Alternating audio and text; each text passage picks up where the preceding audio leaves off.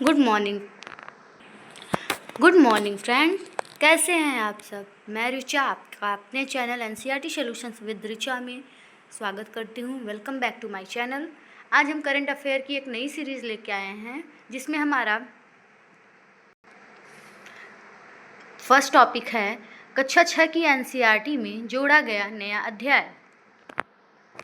हाल ही में एनसीईआरटी ने कक्षा 6 के पाठ्यक्रम में राष्ट्रीय युद्ध स्मारक पर आधारित एक कविता और वीर अब्दुल हमीद पर एक नया अध्याय जोड़ा गया है।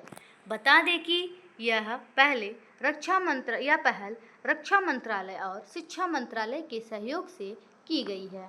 इसका उद्देश्य विद्यार्थियों में देशभक्ति, कर्तव्यनिष्ठा, साहस और बलिदान के मूल्यों को बढ़ावा देना है।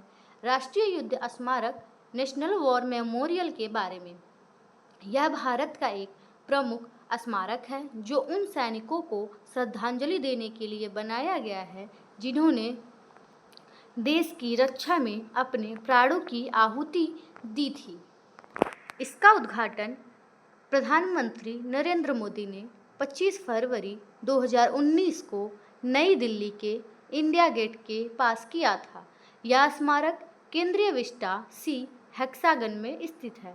इस स्मारक का डिज़ाइन 4 चक्रों पर आधारित है, जिसमें अमर चक्र, इमॉर्टल सर्कल, वीरता चक्र, सर्कल ऑफ ब्रेवरी, त्याग चक्र, सर्कल ऑफ सैक्रिफाइस और सुरक्षा चक्र, सर्कल ऑफ प्रोटेक्शन आदि शामिल है। इसमें एक अनंत ज्वाला इंटरनल फ्लेम भी जलती है जो शहीदों के बलिदान की याद दिलाती है। इस स्मारक पर शहीद सैनिकों के नाम अंकित हैं जिन्होंने स्वतंत्रता के बाद भारत के विभिन्न युद्धों और सैन्य अभियानों में भाग लिया और बलिदान दिया। राष्ट्रीय युद्ध स्मारक कविता का उद्देश्य बच्चों को इस स्मारक के पीछे की भावना को समझाना और सैनिकों के बलिदान की सराहना करना है। आइए जानते हैं वीर अब्दुल हमीद के बारे में।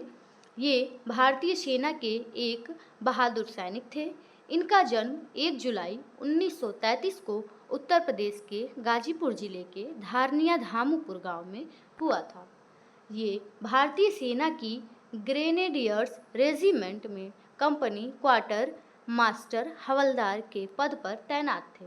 इन्होंने 1965 के भारत पाकिस्तान युद्ध के दौरान देश के लिए लड़ते हुए सर्वोच्च बलिदान दिया। इन्हें मरणोपरांत परमवीर चक्र से सम्मानित किया गया था। बता दें कि वीर अब्दुल हमीद शीर्षक वाला अध्याय बहादुर CQMH अब्दुल हमीद को सम्मानित करता है।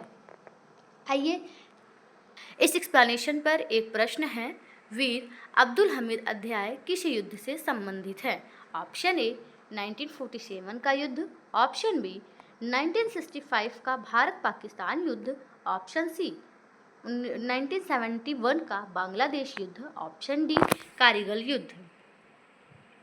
हमारा ऑप्शन बी 1965 का भारत पाकिस्तान युद्ध सही है। Option B is correct. जैसा कि एक्सप्लेनेशन में हमने देखा था। नेक्स्ट टॉपिक इज हमारा आज का करंट अफेयर का नेक्स्ट टॉपिक है असम के 8 उत्पादों को मिला GI टैग। हाल ही में असम के 8 उत्पादों को भौगोलिक संकेतक GI टैग प्रदान किया गया है। चेन्नई स्थित भौगोलिक संकेत रजिस्ट्री ने राज्य के 8 विशिष्ट उत्पादों को आधिकारिक तौर पर GI टैग प्रदान किया है। बता दें कि टैग किए गए उत्पादों में पारंपरिक खाद्य पदार्थों और चावल की बियर की कई किस्में शामिल हैं जो विशेष रूप से बोडो समुदाय की सदियों पुरानी प्रथाओं को दर्शाती है। इसमें एक विशिष्ट किण्वित मछली का व्यंजन बोडो नेपहम, चावल के पाउडर पर आधारित करी बोडो ओंडला, त्योहारों में बनने वाला पकवान बोडो ग्वाखा और जूट के पत्तों से बना अर्धकिण्वित व्यंजन बोडो नार्जी शामिल है। इसके अलावा बोडो ओरोनाई नामक एक कपड़े को भी GI टैग प्रदान किया गया है। बता दें कि यह 1.5 से 2.5 मीटर लंबा एक बारीक बुना हुआ पारंपरिक वस्त्र होता है जिसे अक्सर कंधे पर लपेटा जाता है। आइए अब जानते हैं जीआई टैग के बारे में। यह टैग किसी स्थान विशेष के उत्पादों की विशिष्टता को पहचान दिलाता है। गौरतलब है कि जीआई टैग मिलने से उत्पाद को कानूनी सुरक्षा और विशिष्ट पहचान मिलती है। यह 10 वर्षों के लिए वैध होता है। उल्लेखनीय है कि भारत में पहला जीआई टैग दार्जिलिंग चाय को मिला था। आइए अब जानते हैं बोडोलैंड और बोडो जनजाति के बारे में। बोडोलैंड भारत के असम राज्य का एक स्वायत्त क्षेत्र है जो बोडो जनजाति का मुख्य निवास स्थान है। बता दें कि बोडो जनजाति असम की प्रमुख जनजातियों में से एक है जो अपनी भाषा, परंपराओं और सांस्कृतिक धरोहर के लिए जानी जाती है। बोडो जनजाति की भाषा बोडो है जिसे असमिया और देवनागरी लिपि में लिखा जाता है। बोडो जनजाति का प्रमुख त्यौहार बांधव पूजा है जो प्रकृति की पूजा और धन्यवाद प्रकट करने के लिए मनाया जाता है। बोडोलैंड क्षेत्रीय परिषद बीटीसी बोडोलैंड की प्रशासनिक स्वायत्तता को सुनिश्चित करती है और बोडो समुदाय के विकास के लिए कार्य करती है। आइए इस एक्सप्लेनेशन से एक प्रश्न और है आपके सामने। भारत में पहला जीआई टैग प्रदान किया गया था। हमारा फर्स्ट टॉपिक बनारस के पान को, फर्स्ट ऑप्शन बनारस के पान को, सेकंड ऑप्शन मिथिला मखाना को, थर्ड ऑप्शन दार्जिलिंग चाय को एंड फोर्थ सिलाव के खाजा को।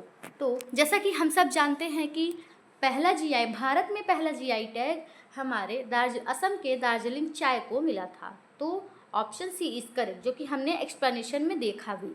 Option C is correct. इसी के साथ हम आज की सेशन को एंड करते हैं। कल फिर आपसे मिलते हैं नए टॉपिक के साथ और नए एक्सप्लेनेशन और एनसीईआरटी सॉल्यूशंस की सीरीज़ आज हम डालेंगे। Thank you so much for session. Please अगर आपको मेरा सेशन अच्छा लगे तो please do like, share and comment. Thank you so much. Bye bye.